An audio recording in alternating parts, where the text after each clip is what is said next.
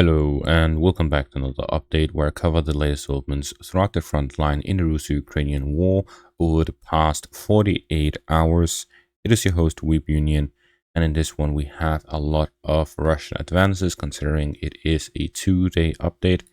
The Russians have managed to negate some of the Ukrainian gains in the Kupiansk section of the front line. They managed to advance across the Serbis River line further south. The Russians have managed to advance in the Chasiv Yar direction, as well as in the direction of Toretsk beyond the city. The Russians have also managed to advance further along the intersection between Pokrovsk and Konstantinivka here in the central parts of the Donetsk region. The Russians have managed to advance all across the front line from Pokrovsk and down to the southern flank of Kurakhove. The Russians have also managed to advance in the direction of Velyka, gaining a foothold within the town. Starting out in the direction of Velyka Novosilka, the Russians, with their foothold within Velyka, have started the battle over the town agglomeration itself. The Russians have already captured Neskushne, which is on the southwestern outskirts, at which the battle could have considered begun.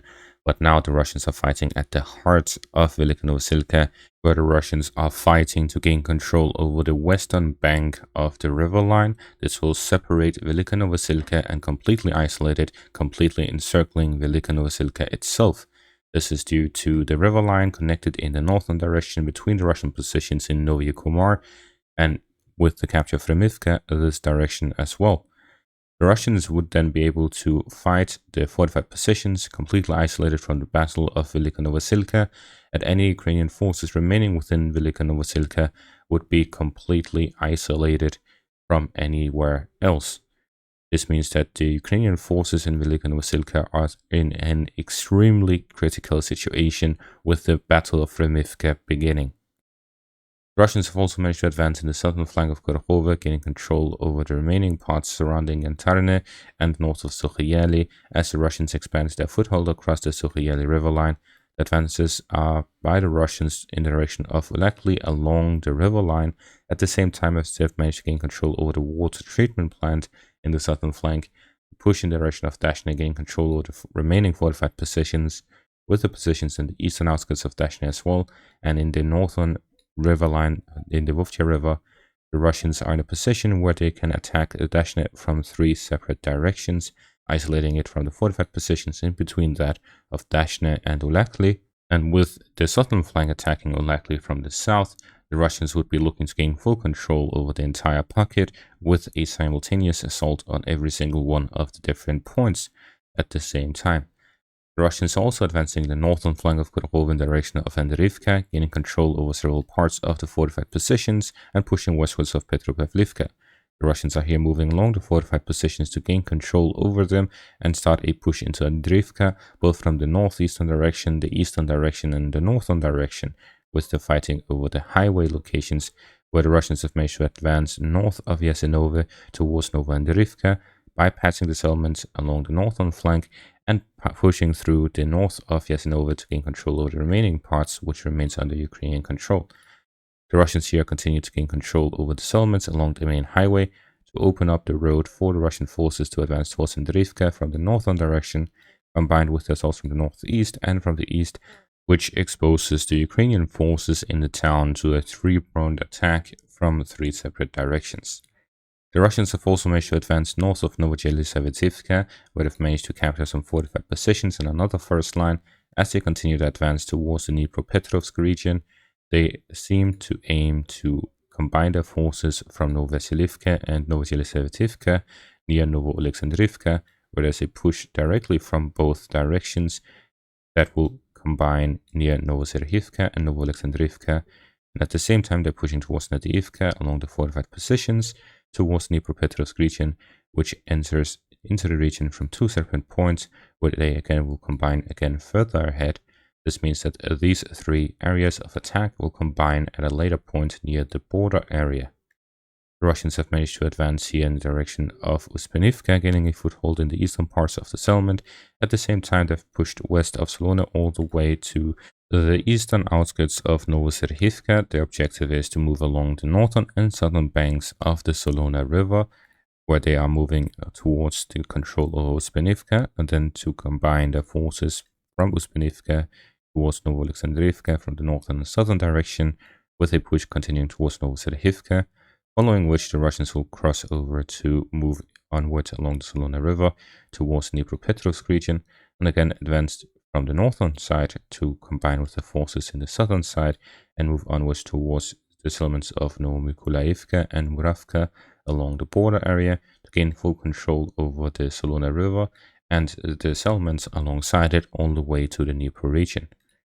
The Russians have also advanced further along the main highway into Pokrovsk, where they are fighting over Kodlina, gaining control over the southern parts of the settlement and pushing onwards towards Pokrovsk itself, where the objective is to move towards the city from multiple directions. The Russians are pushing now along the main highway and railway to the southwest. They may look to gain control over the intersection rather than advancing directly through the open fields. Pushing through the railways will allow them to go to where the railways intersect and cut off the connection there, which will allow them to gain strong control over the area west of Pokrovsk, the supply lines, and the general movement of the Ukrainian forces. At the same time, the Russians are moving further along Svirove, where with their footholds they have expanded it now to gain control over several fortified positions and are fighting over others. With this, the Russians are looking to gain control over the opening in the Ukrainian defenses, where there are no additional fortified positions in the area. There's simply urban fighting through the settlements of Svirove, Leontovichi, and Trovaida to enter Pokrovsk from the southwestern direction. This will allow the Russians to begin the Battle of Pokrovsk from the western direction.